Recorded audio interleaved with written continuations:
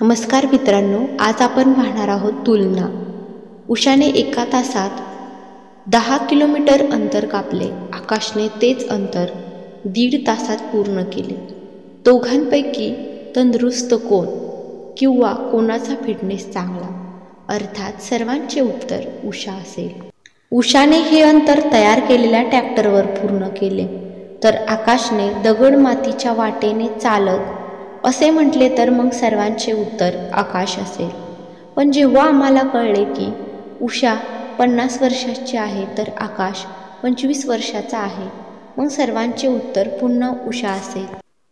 पण आम्हाला हे देखील कळले की आकाशचे वजन तब्बल 140 किलो आहे, तर उषाचे वजन 65 किलो आहे। पुन्हा सर्वांचे उत्तर आकाश असेल। जसे आपण आकाश आणि उषाबद्दल अधिकाधिक माहिती मिळवतो, तसतसे कोण चांगले याबद्दल आपली मते भिन्न होतात आणि निर्णय बदलतात। जीवनाचे वास्तवही असेच आहे। आपण प्रत्येकाबद्दल खूप वरवर आणि घाईने आपले मत तयार करतो, ज्यामुळे आपण स्वतःला आणि इतरांना न्याय देऊ शकत नाही।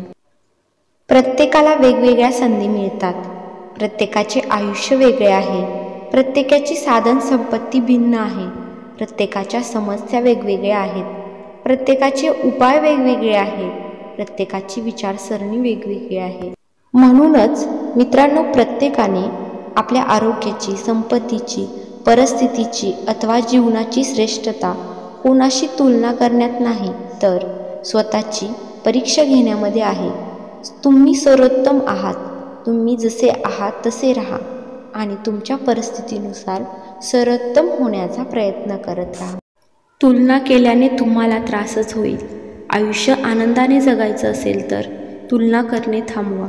स्वतःमधील चांगले गुण शोधा, ते जोपासा।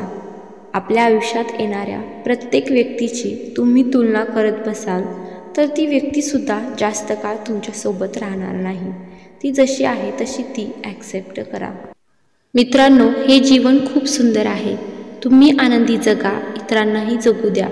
व्हिडिओ आवडल्यास लाईक करा, शेअर करा, कमेंट करा, तसेच आपल्या चॅनलला सबस्क्राईब करायला पण विसरू नका। धन्यवाद।